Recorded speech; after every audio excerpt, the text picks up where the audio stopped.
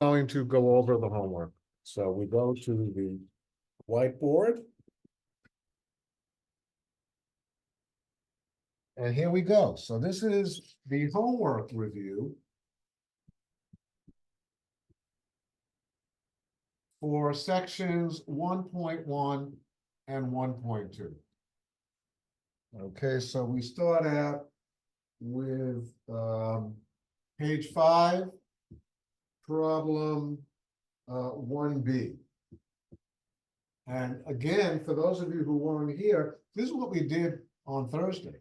So this parallels exactly what we did during our last class. That's why this is such a valuable thing. Even if you didn't do the homework, it's a valuable review of what we did.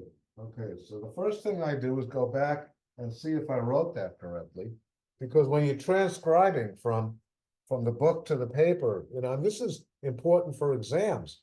I'm going to send you a copy of an exam. Most people in the class do it on, on their own paper. So you have to make sure that when you transcribe it, that you have the exact problem. Otherwise, you can get into all kinds of problems on your own. So the first thing that I do, of course, is rewrite the problem, because it's always a good idea to have the original problem kind of waiting for you in case you need it. So we're going to gather together all the variables on one side and all the numbers to the other side. So let's bring over the 6D from the left to the right. Or I should say from the right to the left, right? It's certainly not the other way around. Okay, and we get 2D -2 equals -10. Okay, and then since we have the variable over there, we do +2 on both sides of the equation. 2D is equal to -8. Okay, so you got to know your sign numbers, obviously, because when you're adding two sign numbers with different signs, you subtract and keep the sign of the 10 because 10 is larger than 2. Right, so you see how I review something of an elementary algebra nature, and the answer is D equals -4. And as I told you, you could check your answer if you want. I didn't suggest it, but this is kind of an easy problem, so it's not completely outlandish to check this problem. Sometimes you're going to have fractions, in fact, very, very soon, as those of you know who did the homework, that we're going to have fractions. But in this case, -32, -2 is -34. And this is going to be, we think. So you can't make an equal sign there unless you try it and see if it does work out. -24, -10 is -34. And that's the check. And are there any questions? Yes, Professor, I got +4, but that's just because I accidentally put -2D instead of +2D. Right. Well, that's going to give you a wrong answer. Did you bring the variable from the right to the left or from the Yes, left? I did.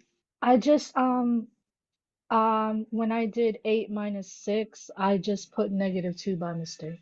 Well, okay, then all I can say to you is what my teacher said to me when I was in high school: be careful, Greenhall, because I was constantly doing stuff like that. Okay, so the next problem we're going to do is problem H, 1H, same page. And this is going to be, let me sit down because this is going to be hard to write otherwise.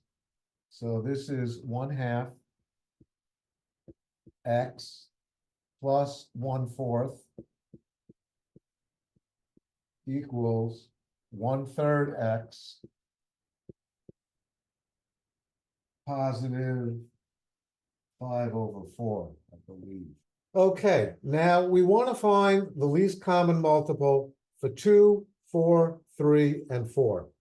And there's two ways of doing this. The first way is to simply say, well, what does 2 go into 4? Yes. Does 3 go into 4? The answer is no. So the first thing you do is you take the 4 and double it and make the 4 into an 8. And the 2 goes into 8, but the 3 still does not go into 8. So try the next multiple of 4, which is 12. And everything divides into that. So the LCM is 12, and you're going to multiply every term by 12.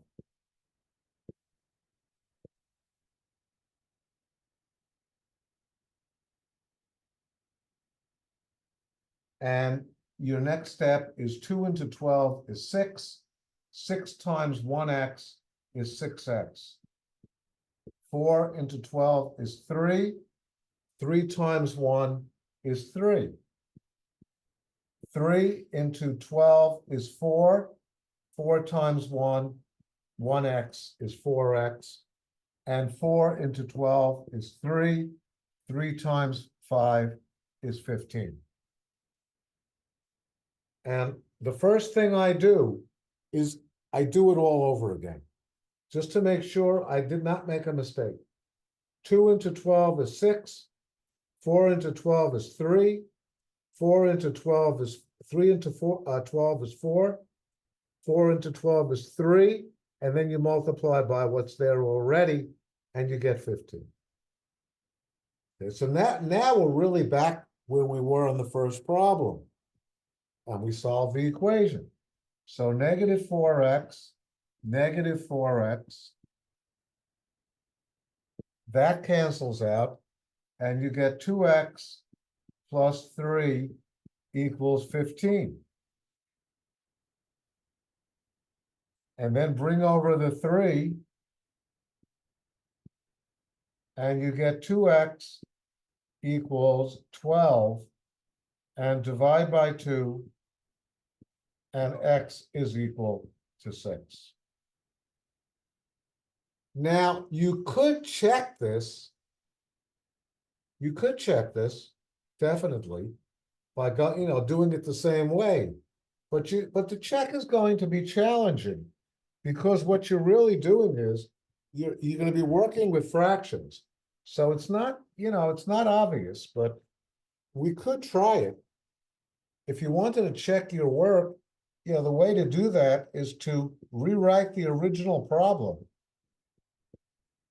I'll show you why I think you shouldn't do it this way. What you should really do is just simply do the problem over again. But okay, 1/2 of 12, 1/2 of 6 plus 1/4, question mark, 1/3 of 6 plus 5/4. 1/2 of 6 is 3 plus 1/4. 1/3 of 6 is 2 plus 1 1/4. Not outrageous, right? Because 3 plus 1/4 is 3 1/4. And 2 plus 1 1/4 is 3 1/4. So that's reasonable. But sometimes it gets very, very complicated. And that's why I said I would prefer, personally, just going back and seeing if I did everything correctly. Okay, are there any questions? Let me try to give you the whole problem here with the check, but I can't do it, so I'll just give you the original problem. So let's move on. Let me see if I could squeeze it in here. It'd be nice if we could just do the whole section. So the next question is on the next page, page 6, and it's problem J. And it's 2y minus 9 divided by 10 plus 3/2 equals y. Well, this looks familiar. Did we do this one in class?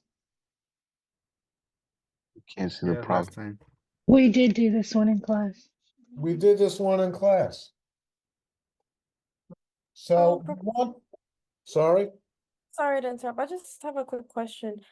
Um, on the homework, because I printed it out, so I'm looking at J. Mine says 2y minus 9 over 10 plus 3 over 2, not 3 over 4. Yeah, same. Says yeah, three that over. would, thank you. That would really mess me up. Thank you Yeah. so much. No See, problem. see, no, it's a problem for me.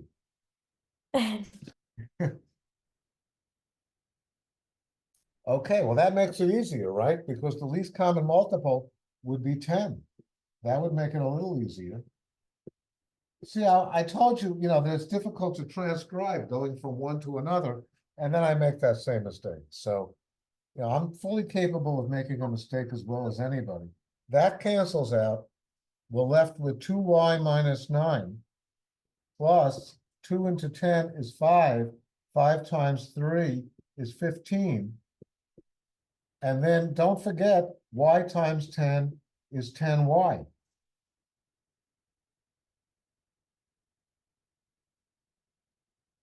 And what I'm doing now is I'm staring at it to make sure that I have everything the way I want to have. Okay, good. So now I combine like terms, and I get 2y plus 6 equals 10y.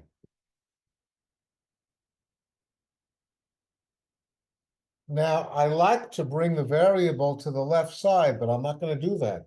Because if I do, there'll be nothing on the right side. So I'm going to do this. And 6 is equal to 8y, and then divide by 8.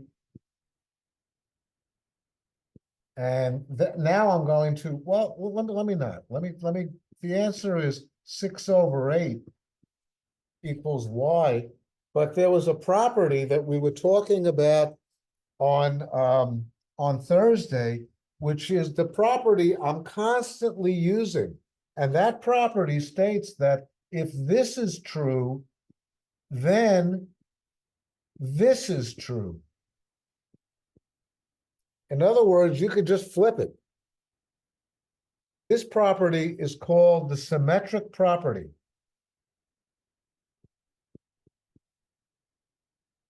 And then we discussed a lot of properties. It's all on my YouTube channel, everything we did. So if you were not here, or even if you were here and you wanted to go over this again, everything we did in relation to section 1.1 is on my YouTube channel as a video. And even though 11 people watched it, perhaps maybe other people should have watched it. But anyway, that's it. Now, there's one thing we haven't done yet. And that is, well, can somebody tell us what we haven't done? We haven't simplified the fraction. And how would you simplify it? You could divide it by 2. Good. So what's that called? What's this process called? I mean, you could call it simplification if you want, but there's actually a more specific word for it. Does anybody know the word? You should all know the word. Anybody? What's the word for that? Andrew? Reduce. Good. You're reducing the fraction.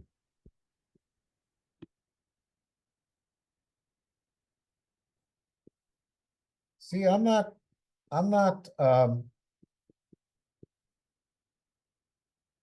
loath to go all the way back to, to arithmetic even, to make sure that everybody understands everything. So we're reducing, and that's the answer to the question. So that's the homework from chapter 1.1. All right, so now we go on to section 1.2. That was section 1.1. This is 1.2. And we look at page 10, problem H. And here's the problem.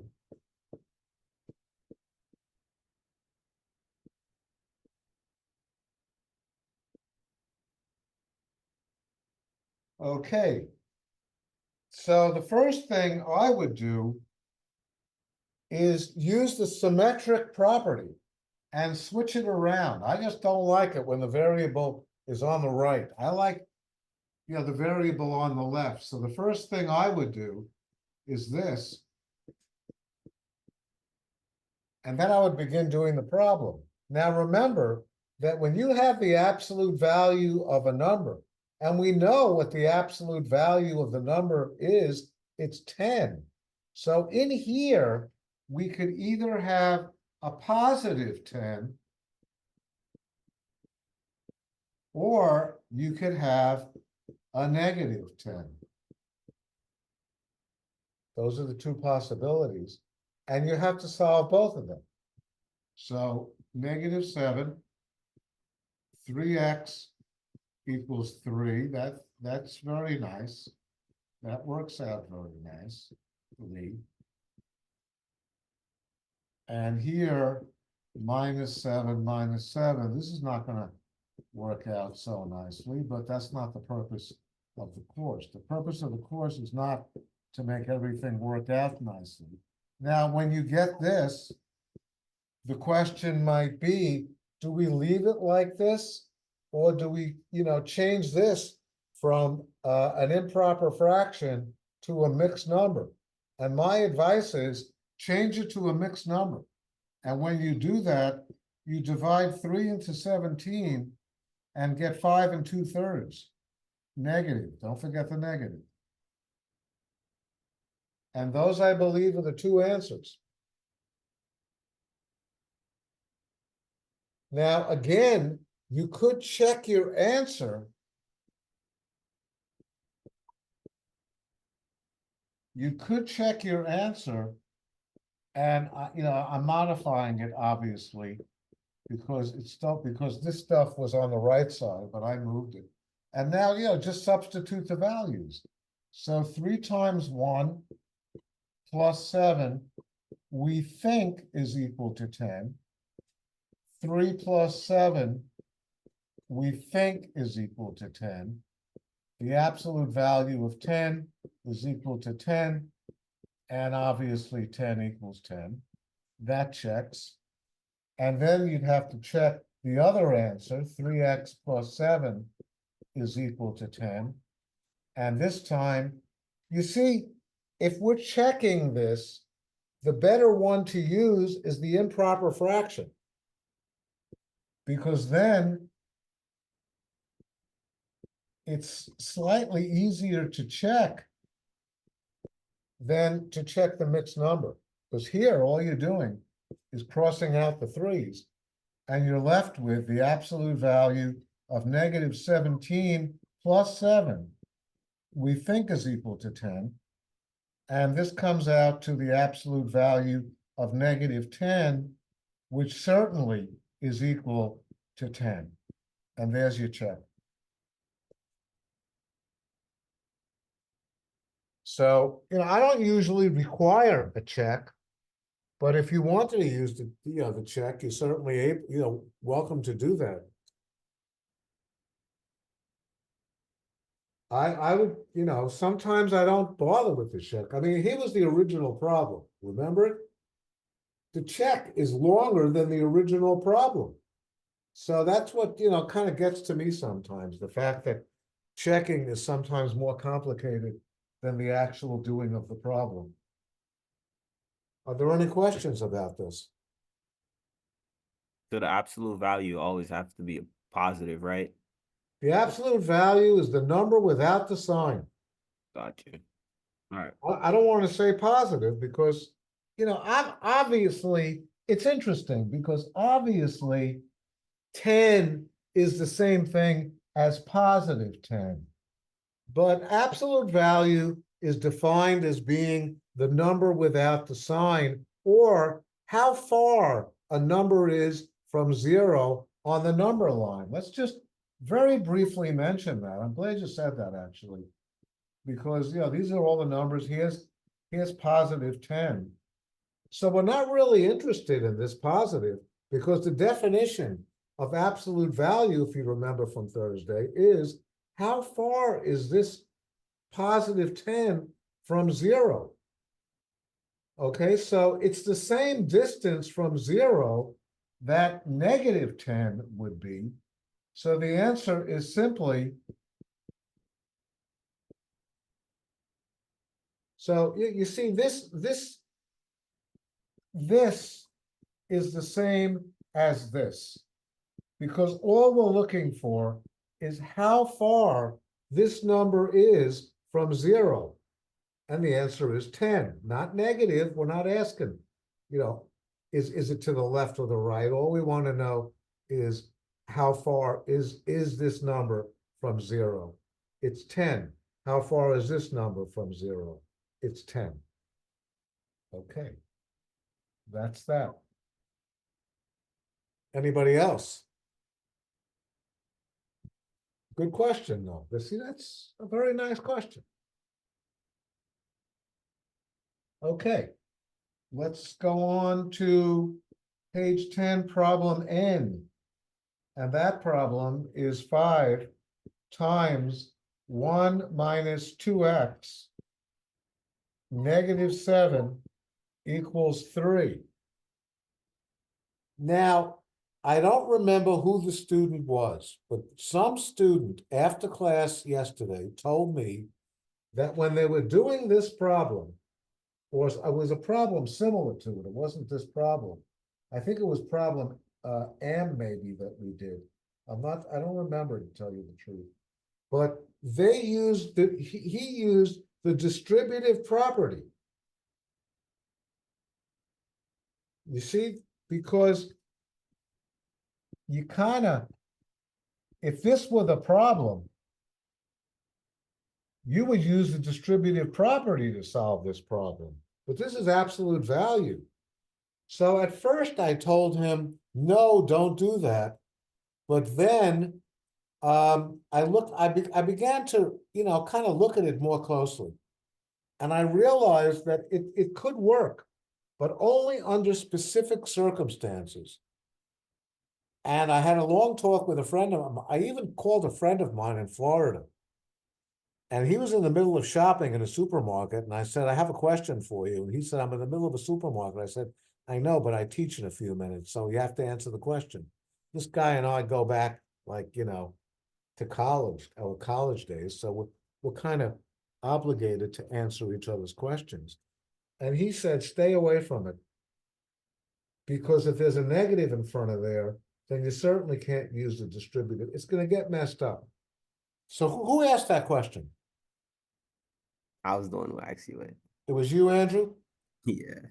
So I would suggest staying away from the distributive property. Instead, and I also watched a few videos of people teaching it. I watched my two favorites, the organic chemistry tutor and Brian McLogan, and they both did it in the traditional manner of solving this type of equation, which is this. In other words, get rid of everything around the absolute, isolate the absolute value. Get rid of the -7.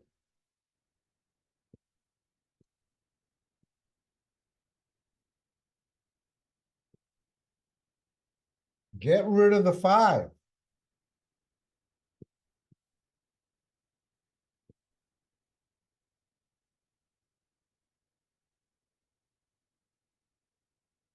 And then continue the way we did the previous problem. 1 minus 2x equals 2, positive 2. And 1 minus 2x is equal to -2. So everything is clear so far, right? Or no, if it's not clear, just tell me.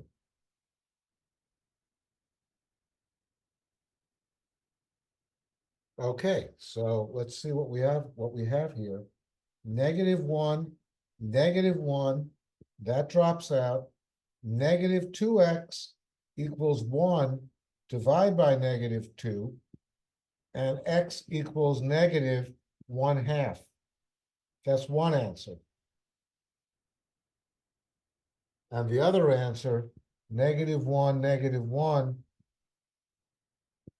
negative 2x equals negative 3, divide by negative 2, and x equals 3 over 2.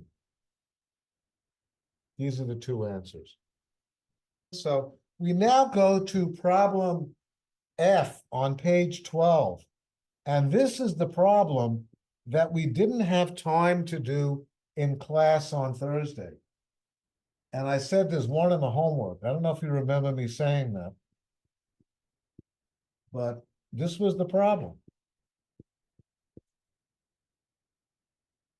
That's on page 12, problem F. Okay, well, what this means is the same thing as if it were a 3 or as if it were a 10. And that is that 4x plus 7 will be equal to negative 2x minus 6. Notice I put this in parentheses with the minus sign in front of it, because, you know, there are two answers. One is the negative version of that, and the other one is the positive version of 4x plus 7 equals positive 2x minus 6. And I could put parentheses around that and stick a positive on it, but I'm not going to do that. So we treat this in the exact same way that we treated the previous two problems. Once you get down here, then what's on the other side of the equation could be positive, and that's the whole thing, right? The whole thing. Not just the two, but the whole binomial could be positive, or the whole binomial could be negative. And now you just solve it, all right? So I mean, here we go. 4x plus 7 equals negative 2x, positive 6.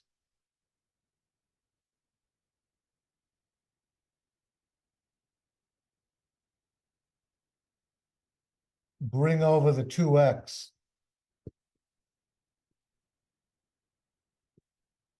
6x plus 7 equals 6. Minus 7, minus 7. 6x equals negative 1. And x equals negative 1/6. That's one possible answer. And I'm now in my mind doing the problem all over again. Some of you may be wondering how this negative became a positive. Who could Yes. explain that? Who could explain that? Two negatives make a positive. Where do you get two negatives from? The negative one in front of the parentheses. Good. Okay, so who said that again? Who said that? Me, Professor Haley. Thank you. Good. Yeah. The distributive property.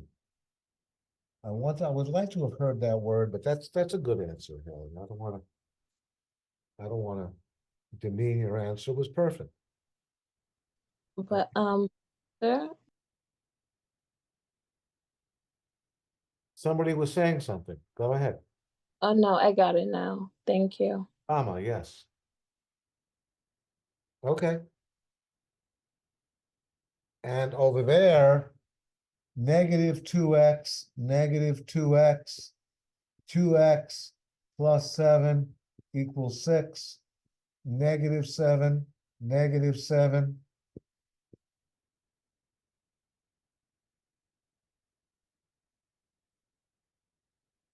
Two x equals negative 1, x equals negative a half. These are the two answers.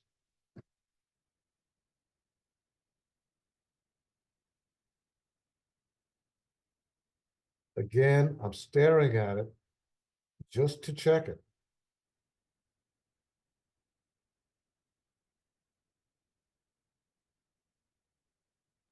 But why Wait, wasn't whoa, whoa, there? whoa, whoa, whoa, whoa.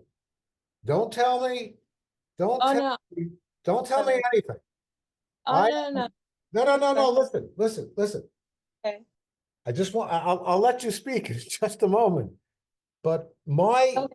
one of the Problem. things I want to say to the students is if you have to try to look for your own mistakes, right? That's the key to being successful in mathematics. Is not to, try not to make a mistake, but if you do make a mistake, see if you could find the mistake. So that's what I'm doing now. And I see I made a mistake. I forgot to bring down that negative, which would have given me negative 13. See? So I found the mistake, which is very important. You're going to make mistakes. The problem is, can you find it and correct it? And those are the two answers. Now, go You ahead. you forgot it. Oh, sorry. I was gonna say on the other side as well, you put it positive instead of negative. I'm sorry. You forgot, you put it positive 6 instead of negative on the left side as well. On the other question to the left, that one. This one? This one's supposed to Yeah. be positive. Oh, okay. Negative times negative is positive. Oh, yeah, you said that. Okay. Remember we went through that? Yeah, I remember. Okay. But thank you. Now, if you wanted to check this, it would take you a good 10 to 15 minutes to check it. So I say don't check it. I wouldn't check it. I would let it sit the way it is and just make sure, like that's what I was doing. I say, I don't want to check this thing. Look at it, look at this. You want to substitute this back into there? I don't want to do that. I mean, you could do it, but it's just going to take you time. You're taking a test. You don't want to, you don't want to take a lot of extra time that you may not. So just see if you did everything correctly. And I realized that I had made a mistake and I, corrected the mistake. And I continued with the problem. And that's it.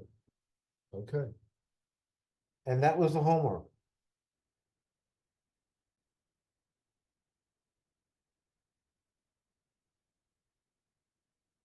And now I'll take any question about any of the, well, we have only 3 problems here and we had another problem on the other board. So you can only ask a question probably about one of these 3 problems here. I do have a question. Fama, yes.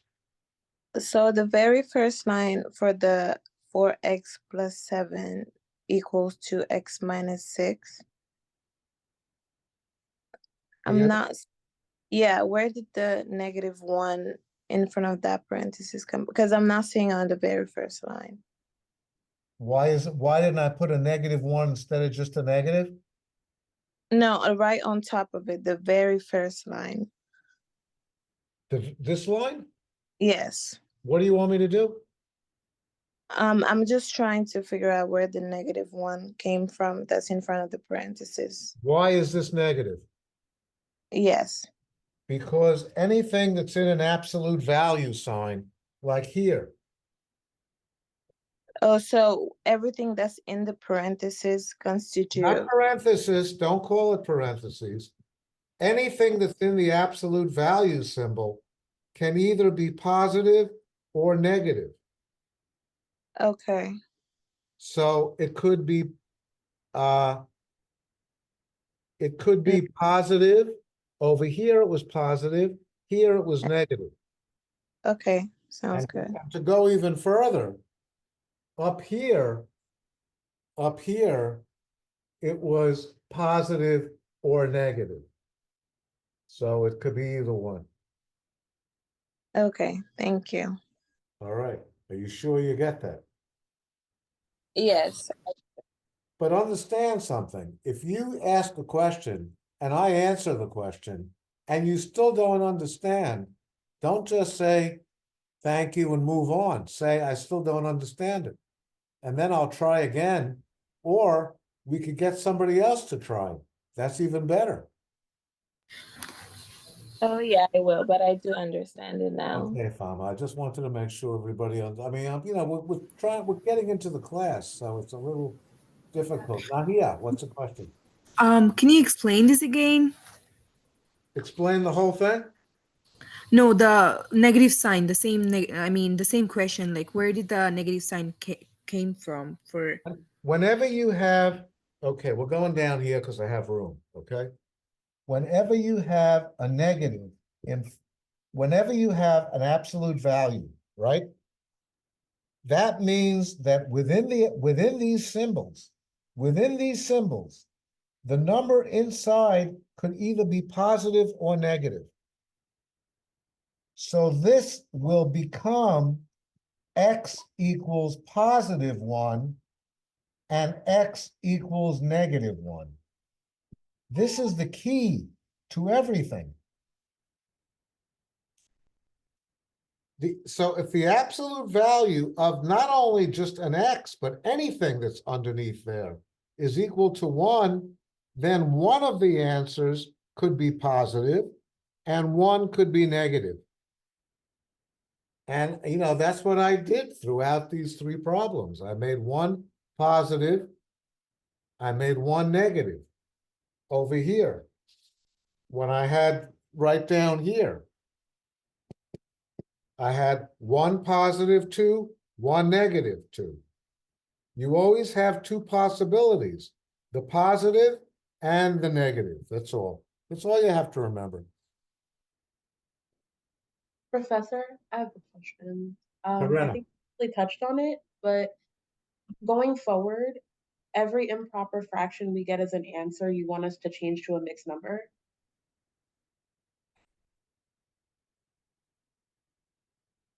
I don't know. I'm inclined to say yes, and simply because in the future, when we start graphing things on the number line, it would be, you know, if somebody said to you, let me show you something. Let me get some space here, okay? If you have a number line, what was the answer? Negative 13 over 2. Okay, so this is negative 1, negative 2, negative 3, negative 4, negative 5, negative 6. This is positive 1, positive 2, and so on, right? And you had an answer of negative 13 over, what was it, 13 over 2. And you had to graph that. Well, where would it go? The only way to determine what this really is equal to is to say, well, it's equal to negative 6.5. Now you know what to do with it. You're gonna like extend the number line. Here's negative 7. It'll be right over here in the middle.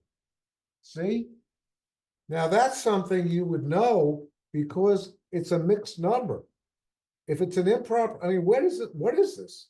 Negative 13 over 2. All right, well, it's the right answer, but where does it go on the number line? That's where it goes, negative 6.5. That's the reason I say it's always a good idea to change mixed numbers, to change improper fractions to mixed numbers. So is that like the format you look for, or when we start grafting, is that gonna be something you're more adamant You see, I'm having a hard time with the answer to the question. Because if this were an exam and you had this answer and it was correct, I wouldn't mark it wrong. I would not mark it wrong. So if the question is, if we do a problem and the problem turns out to equal negative 13 over 2, would you mark that wrong? The answer is no, I wouldn't. Okay, that's exactly what I want to know. Thank you. But if the question had been, when you get your answer, graph it on the number line, then you're going to have to change it to a mixed number. But if this were the problem, that, and it was on the test or something, and you had this answer, negative 13/2, I wouldn't mark that wrong. Gotcha. So, you know, that's the answer to the question. I think when people say, would you mark that wrong or is it wrong? I think what they're really saying is, if this is an exam, I don't want to lose points. So how would you mark that, something like that? That's a good question. It's a very good question. And the answer is no, I would not take points. But if the question had been graph this, then how do you know where negative 13/2 is? Or, yeah, more complicated. What if you had like, negative 47/3? Where does that go on a number line? You have no idea where, I don't have any idea where it goes. So if you do this,